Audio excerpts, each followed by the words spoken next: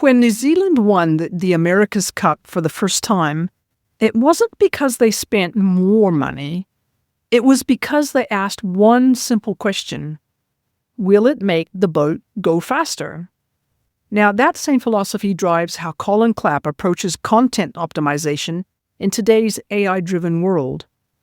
In this episode, we're taking a look at the evolving world of SEO, AI search, and content strategy, and Colin explains why SEO isn't dead, and he breaks down what small business owners actually need to know about being found online today, including the must-have table stakes for content, the role of schema, and why structure still wins.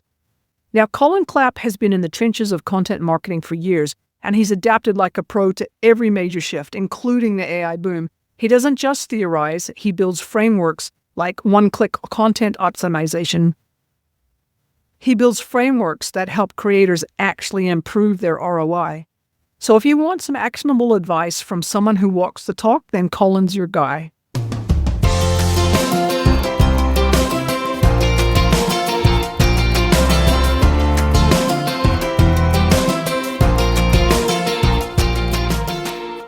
Welcome to the Online Business Launchpad podcast. I'm Trudy Rankin, and I help people who need a flexible work-from-home option grow the online side of their business so they can earn more, stress less, and have greater freedom in how they live.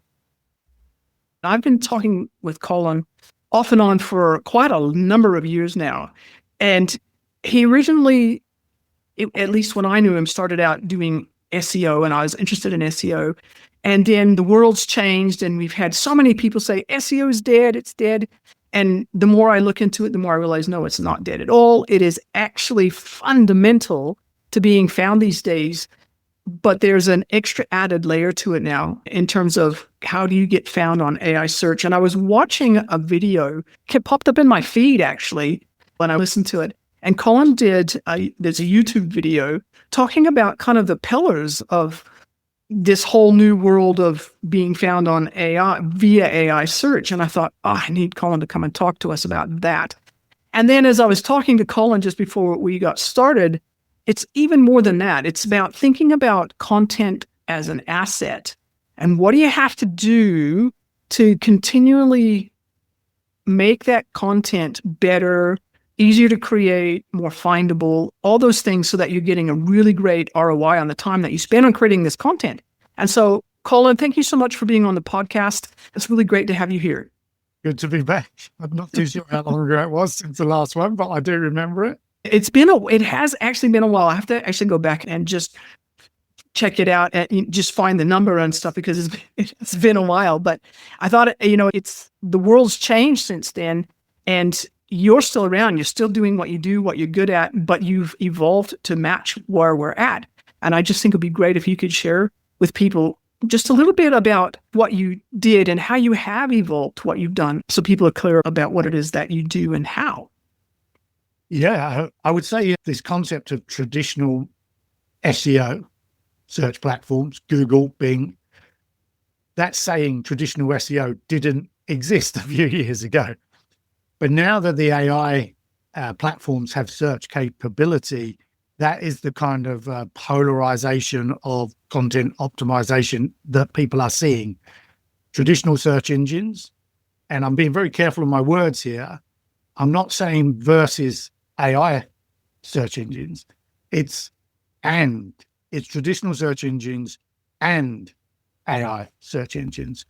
The evolution is that they coexist. It's not one or the other. I think I mentioned it in that video you brought up.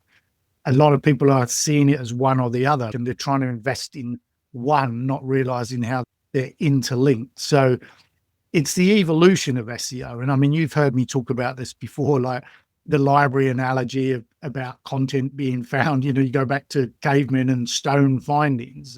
The principles of how humans consume content hasn't changed. Just the mechanisms of how we find it, the indexing systems are just very different. You didn't need an index system when you were carving stone slabs. But then the library system was all about indexing, and that made things more easily researchable and readable. Well, if you think about Google, that's all they did. They just built the world's largest library of indexation. And, that's what really underpins their algorithm and everything that goes with it. And we all have to interpret that indexing system. And now we have new search platforms. But again, underneath that is some layer of indexation. AI search platforms don't magically go, I'm just going to pluck this and I'm going to pluck that. Fundamentally, they're still using an evolution of an indexing system. So if you can understand it in those very simple terms, then it just makes it a little bit more, shall we say, doable when you're thinking about how you're going to improve your own content. So does that answer your question? Yeah, so that gives a bit of a wider context around the topic. And I'm curious as you've made this, it's not been a switch really, it's been adding an extra layer on top of the SEO that you were doing in the past. Can you talk a little bit about your journey, you as a person and your business? How have you made that I'll call it an uplift, if you like, from how it used to be until what it is now? Because you haven't thrown anything away from the past, but what have you done to make that leap? That's a really interesting question, because on one level, we could argue that we haven't done anything, because we were always applying the fundamentals of content structure, competitive data, that a lot of people just simply weren't doing. And that foundational structure has just really come to the fore now, even more, because when the AI platforms are looking for a way to surface whatever, they need that structure even more than the traditional search engines. Now, there are technical nuances to what degree and how far you can keep going with it, but a lot of our content started to rise without us doing anything extra, because we'd already come at it with a solid framework that when there was more competition with just traditional, we were just a small player. Well, I mean, we're still a small player on some of our sites, but the numbers just keep growing. And, people, like you said earlier, people say SEO is dead. Well, not. Our numbers are growing threefold on clicks, fivefold on impressions. And this is just fundamental good structure. Do you want to talk about that just a little bit? So let's just imagine for a moment that there's a small business owner who's been around for maybe a couple of years, long enough to come in right in the middle of all the helpful content update upsets and all of the, oh, woe is me, SEO is dead, and all the confusion and the chaos. And they've thought about, how are people going to find me? How do I make sure people can find me in the future? What kind of fundamental things should they have in place to make sure that people can actually find them? So from a pure content point of view, the structure is just a good hierarchical heading structure. So I will assume that it's a given metadata and SEO titles, meta descriptions. Those are like the sort of table stakes. But even if you write those sort of good things, as you mentioned earlier, helpful content, that's just good old-fashioned, interesting content. If you pick up a book and you're bored by it, you're going to put it down. So first things first, make your content helpful or interesting or both, or entertaining. That's true of any kind of communication platform. You wouldn't, if you got bored watching a show, you'd leave. If the entertainer cannot engage you, then you're going to leave. Well, the same applies with content. So obviously in the modern era, people are more into bite-sized content, but that also comes in reading. I'm a bit older and I probably pay a lot of attention to grammar and structure and stuff like that. But now you've got to write in shorter sentences and stuff like that. Now, I'm perhaps going a little bit ahead of myself. But your question was about someone. First things first, don't write for the search engines, whether you're writing for AI platforms or traditional. Write with a view to entertain your audience, whoever that audience may be. Entertain, inform, inspire, whatever it is you're trying to link it to your goods and services. And that means people will pass it on, etc., etc. But then if you come to the sort of nuances of trying to be found, then that's when the structure comes. Break it up with headings, hierarchical, break it up with questions, break it up with images. So it's more skimmable, things like that. So I want to come back a little to what you said when you started to answer that question. And you said that some of the things that are there are just table stakes. However, I'm thinking in the back of my head that if there are, and I know there are, people out there who really seriously have only just started in the last couple of years, and because they keep hearing this whole SEO is dead thing, they may be really confused as to about what those table stakes are. Maybe you could just go through and just maybe just talk about the table stakes, the things that you actually have to have no matter what. Yeah, absolutely. So from a traditional SEO point of view, the URL, you want that to be informative. You want the SEO title, which could be the same as the title of the piece, but they don't have to be. You want that to be informative. With or without keywords, it still needs to be informative. And then the description needs to be something compelling. And when we say the description, that's the thing that you will see when you type in a phrase on a search engine, a traditional search engine. That's the description of the link that will come up.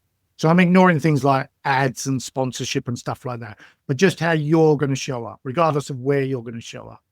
Your title needs to be close to whatever the search term is. And then the description needs to be that sort of compelling reason why someone should click it. So when I say table stakes, a good thing to remember about the difference between the meta description, the title and the description, is the title is probably going to be used by the search engines. The description, not so much, but that's for the reader. Because if the reader looks at the description and is still not compelled to click, and clicks are even harder to get now, so arguably you want that description to be even more compelling. So again, going back to the fundamentals of just being a speaker, being an entertainer, being a presenter, you're looking to be engaging. So what we're saying there is, don't leave everything to default. Well, what I mean by that is, if you press publish and you don't overwrite the meta, which is the title and the description, you leave it at the mercy of the search engines to write that description for you. And they may not use the language that you want them to use. They may pull something out that you don't want them to use. Now, by the way, you can never stop them doing that anyway.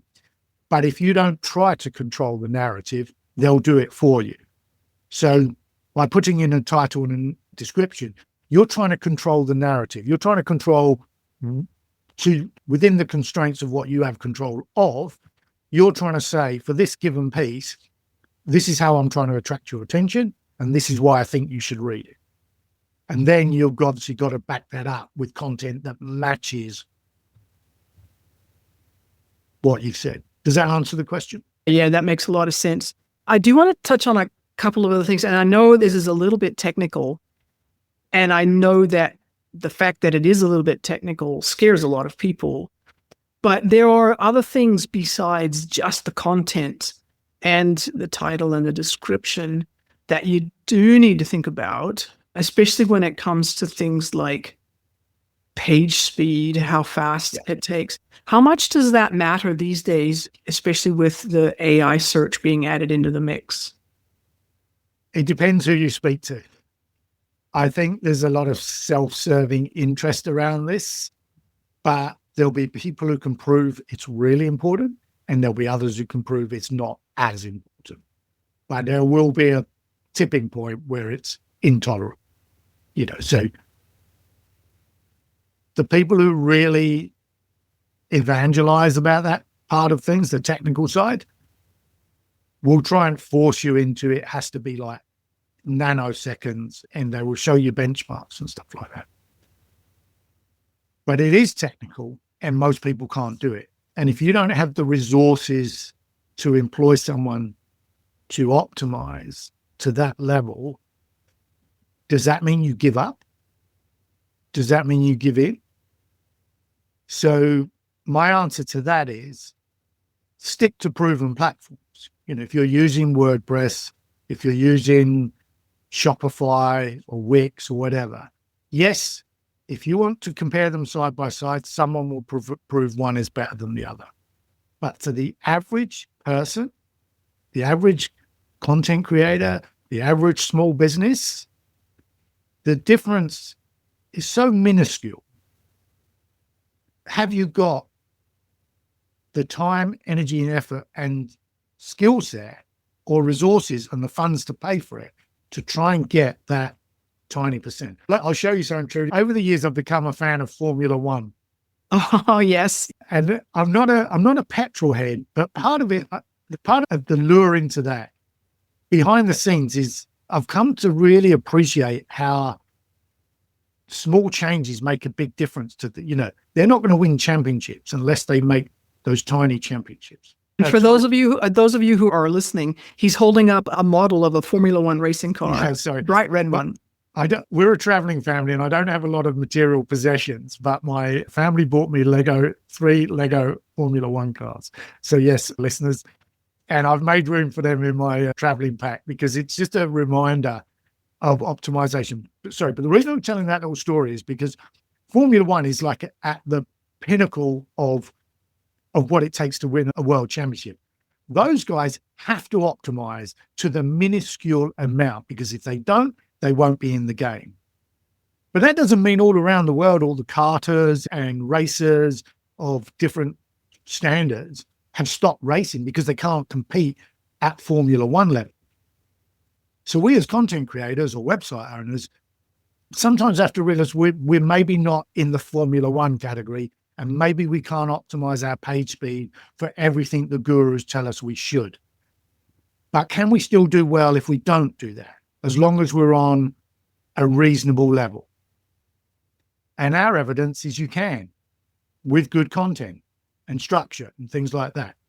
Can you improve page speed? I mean, definitely things like, could you shrink the size of your images? Most people can understand. Compress the size of your images before you upload them. And you can probably find a tool to do that. And you don't have to think too technically about that. It just compresses them, you file them, and you upload them. That is doable to anyone. But when you're talking about paint speed, latency, for the small business person who's just trying to sell their widgets or their services, they're like, what? Does that answer your question? Yeah, because it's really about what can the average small business owner who's maybe a one-person band, or maybe they have a team of one or something, what can they do that's actually doable in the time they have available or the money that they have available? Yeah, and so for your listeners, if I just repeat that point, if you looked at a page speed report, it's highly likely most of it will be overwhelming. The language on a page speed report it's not plain English. It's very technical. And you probably need expert help, or you'd have to invest a lot of time to understand what exactly it is you're being asked to do to improve your page. But if you went off to a site that does compression, where you just drag and drop your pictures out of your Dropbox folder into this tool and it shrinks them and you drag them down into a new folder with smaller file size before you put that on your website, that's very doable. You don't need to understand too much about that.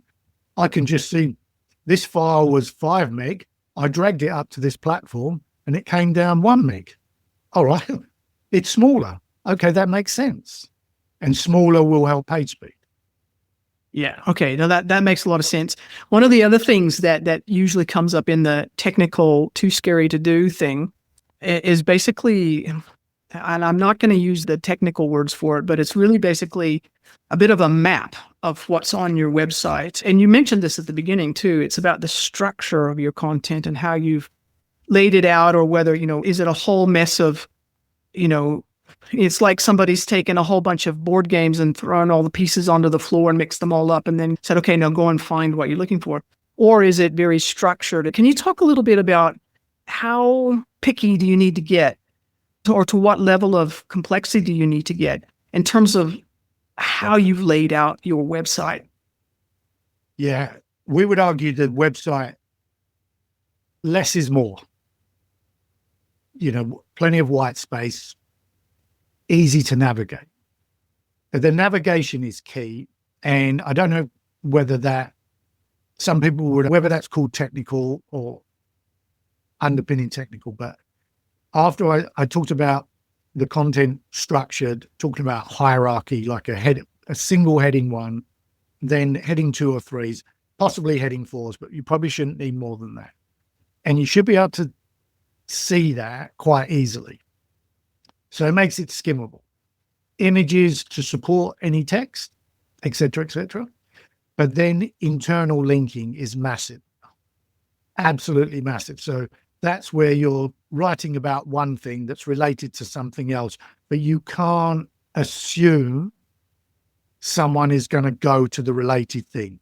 You've got to tell the reader and the search engines, I just mentioned this, and then you put a link inside what's called the anchor text. So the anchor text is the actual words on the page. So if you're talking about red and it's related to orange and yellow, then you've got articles on orange and yellow, then you would highlight yellow and link to yellow. You would highlight orange and link to orange. But this particular page is about red. Yeah. And then that way, the search engines, when they're skimming the site with what they call the robots, when they see mentions of yellow or orange, they don't confuse the current article with yellow and orange. They know it's related to red, but this article's about red, and we'll stick with red. And these references to orange and yellow will follow down to the orange and yellow links. And now the reader and the search engine is being guided towards, if I need more about orange and yellow, I need to go to the orange and yellow. And this is also very important to avoid what's called content cannibalization, which I call the cancer of websites. I actually wrote a post about it just recently because it's really difficult to find. But content cannibalization is when the search engine, so if you don't do what I just said about the links to yellow and orange, you may have a really good post on yellow and a really good post on orange. But if the search engines don't see it, they will see those references on the red page and they will serve up the red page in the search results. And then that's not what you want. You specifically wrote your yellow post and your orange post to be found for yellow and orange, but the search engines are serving up red. So now you're cannibalizing, people are arriving on the red post looking for orange and yellow, and so they're going to disappear because they're not finding the answers. I know I'm using a very basic example, but does that make sense? It makes sense. And it's actually a really good example because it's easy to visualize Yeah. and just to understand what you mean. I want to take that question just a little bit further because there's some language that's used in this world. It's called canonical, or the URL, the canonical URL. And I struggled for quite a while to actually understand what that meant until I finally had to deal with it and force myself to learn what it meant. Can you talk a little bit about what a canonical URL is and why does it actually matter when it comes to search? Yeah, great question. The best example there would be, I'm trying to pick one. If you imagine you've got an e-commerce store, and so you've got a range of products, but within those products, you have different variations, like blue, or different sizes, different colors, maybe different designs, but they're all really a variation of the core product. When you actually click on those variants, the URL changes. So the front part of the URL will remain, but I can't remember what it's called, but the longer tail version of it, which is invisible or fades in the search bar, changes. But you can't optimize for all of those variants without competing against yourself. So what you really want to do is go, well, what is the core thing that we're offering? What is the core thing that people are searching for? So it might be dress style A, but they're not searching for blue dress style A or red dress style A or dress style with a neck. So you take all of those variants and you canonicalize them to a single URL. And that is going to make sure that all the variants, when people are searching for the main thing, are just being served up that one URL. Of course, when they're on the site, you want to make it easy that they can choose the color or choose the size or choose whatever other variant may be possible. But if you don't get them there in the first place, then they're not even going to do that. Does that make sense? Yeah, it makes sense. Definitely. And then I want to just expand the question even just a little bit further, because one of the things that has been, it's been changing for a while, but it's become a lot more obvious recently. And that is, as we've already mentioned, you've got your traditional search and you've got your AI search. And the AI search is a new way for people to find you. And so when I look at my analytics, which people should be doing on a regular basis, you know, you look and see, and you can see that AI search, the numbers of people coming to my website anyway, are increasing from AI search. But if you're just getting into this side of things and you're wanting to increase the visibility just on AI searches, and I'm assuming that we've already got a solid foundation around the SEO side of things, so you've got those bits in place, but what would be some of the nuances to actually being visible to the AI search tools or platforms so that, and that's two questions, what do you have to do to be visible? And what do you have to do for them to pick you to show to people who are searching? Yeah, so it's a great question. And Trudy talked about at the beginning, these 5 pillars that we talked about. Well, pillar 1 is the content structure, and I've talked about that, so I won't repeat about that. Pillar 2 is about the cross-platform authority building, and you can circle back to that one, Trudy. But the underlying one of this, the answer to the question you just asked, would be pillar 3, which is the technical foundations. Now, this unfortunately is, it's technical. I'm not going to try and skirt around this because unfortunately, this isn't something the layman will naturally get quickly. Doesn't mean they can't get it. Doesn't necessarily mean they have to get a developer, but there is a little bit more of a learning curve involved in this one. And without trying to get too technical, I'm going to just use the word schema. Now, I'm not a developer. The schema is just a website. I don't even know if I want to call it a language, but it's a structure underneath websites that makes certain parts of your website more easier to understand by the search engines, not by the readers. It's got nothing to do with readers. It's purely for the search engines. And I'll say, unfortunately, the AI platforms need that more than the traditional search engines, because they're not the AI search engines aren't as familiar with the content. So they haven't been able to index the structure. Sorry, they haven't been able to index the content. They're relying on Google and the other search engines to help them out as they find their own way. But the schema is a kind of style underneath that they can relate to. So as I say, this is more technical, but there'll be schema for questions. There'll be schema for products. There'll be schema for contact. There'll be schema for organization. And what that means is, let's say you have a contact page. Anyone can open up a WordPress page or whatever, a Wix page, and they could say, this is how you contact us. You know, this is the name of our company. This is our address. This is our telephone number. These are our email addresses. These are our YouTube. These are our social media channels. You can just write that in pure plain text, and that will be helpful. But underneath, there is, depending on what platform you use, this will all be in the back end. There will be admin panels that say, structure it like this. And so instead of you writing it as a text, it may be that you open up a widget on your website where it has first name, last name, address.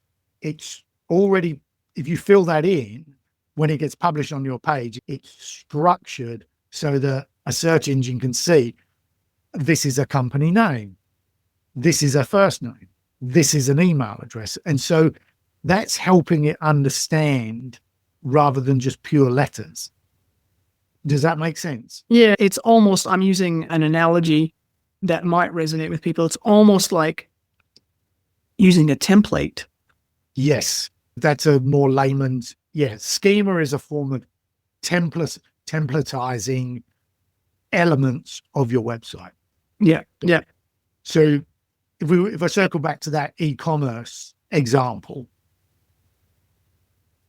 even a site like Shopify, and by the way, I'm not a Shopify expert, so I certainly could get proven wrong here, but we've done some audits on the schema behind some e-commerce. And it looks like that, there are still some room for improvement of schema on sites like Shopify. So you would expect, for example, Shopify to be strong in its own product scheme. When you load a product onto Shopify, you'd expect in the modern day, it's got product schema, like a product template. But what it might not have is an FAQ schema within that product scheme, or because not everyone might want to use FAQ around a product. Some people will, some people won't. But if you could imagine that analogy, let's say a particular product would benefit from some specific FAQs about that product only. Well, wouldn't it be great if there was a template that sat below the product description with the FAQs, and it's loaded up in that template style, so that when any kind of search engine is, doing the technical scanning of billions and billions of URLs, it can clearly see product A, questions asked about that, answers provided. Oh, I understand that. I'll surface that quicker than I would surface some text, because I don't understand the text. That's written for humans. It's not written for me. Does that make sense? As much as we would love it to be, but search engines aren't. They're scanning.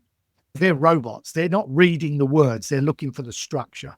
And so the schema is the template of how those words are put together can help them. And if we can help them, then they will help us. Yeah, no, that makes a lot of sense. I guess the question that I think some listeners would be asking is, that we understand the concept of a schema, or kind of like in the more layman's terms, a templated way of describing what's on a page. What do people do who might not necessarily be a developer? What do you do to make sure that's going to be optimized so that AI search engines can pick it up? It's certainly easier than it was. So, we primarily just work with WordPress sites, so we're not highly experienced with the other ones. But as an example, most WordPress sites now, it's drag and drop of elements or click to add X, Y, Z. And so if you're, even if you're inexperienced, you might just go click new paragraph and write name, address, contact details. But just with a little slowdown, you click plus and you search FAQ, and WordPress will probably have a module within your theme that pulls up a little widget for FAQs.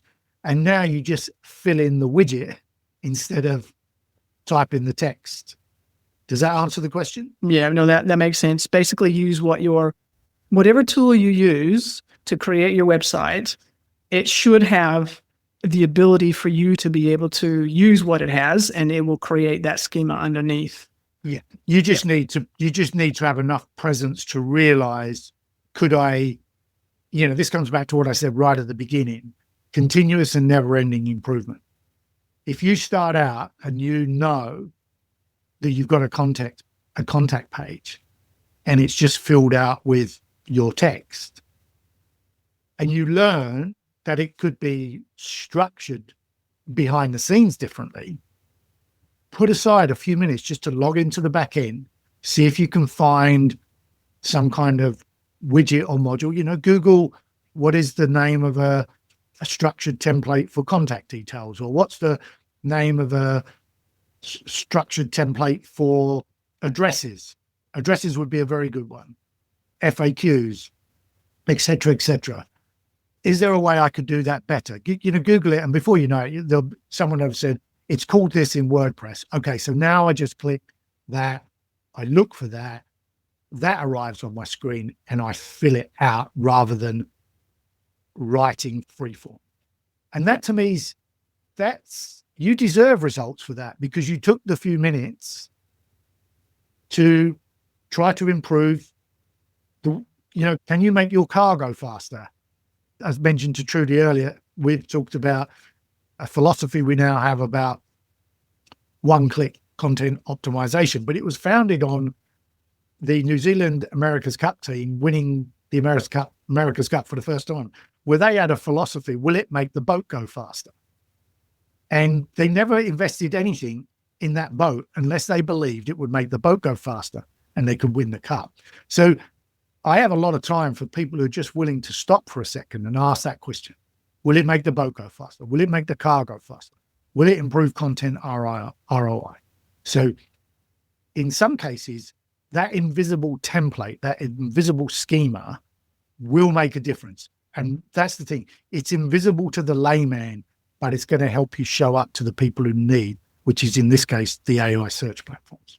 And the traditional ones, that schema for certain things like products, FAQs, addresses, contact details, organization details, authors is another one. So we talked about cross-platform authority being pillar 2. We haven't talked about that much, but there is a schema for author. So that would get your first name right, your second name, it may have your reviews about you, or it may have this. So it's rather than you writing about yourself, you structure it in author schema so that when search engines are trying to link relationships, they know that this entity, Trudy, Colin, that is the same person. That's a really good point. I hadn't thought about using an author schema. That's something definitely to think about. Colin, it's been fantastic talking with you about this. We could talk about this for a long time, and we haven't even gotten deep into some of the other bits that we could have cross-platform authority building. But I would highly recommend to people that you go and watch that same video that I did. I'll put a link in the show notes so that you can go and listen and watch and just get a better sense about where things are today in terms of how can you build off of your traditional SEO work that you've done, and what do you need to do to be able to be visible in this new context it's not getting rid of the old, it's just widening out, what you have to work on and how to do it so that you can be found. And Colin, if people are interested in finding out more about you or what you do, or how to even get in touch with you if they'd like your help, where would they go? Onlinemarketingdoneforyou.com with a digit 4 as opposed to FOR, or you can go to the Growth Enablers YouTube channel. But all those links, I'll take it you'll put it in the description, Trudy.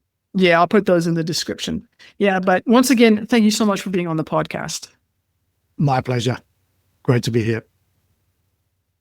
And that's it for today's episode with Colin Clapp. From the structure of your headings to the invisible schema that powers AI search, we covered a lot of ground, and without the jargon overload, at least as much as possible. So hopefully it left you thinking about how to make your content work smarter, not harder. And if you got value from this episode, subscribe to the podcast and leave a review. It helps other people who are building the online side of their business find me. And remember, I've got a newsletter for folks just like you. It's packed with tips, tools, and strategies for building a business that fits your life. You can sign up at onlinebusinessliftoff.com/newsletter. That's onlinebusinessliftoff.com/newsletter. And thank you so much for listening.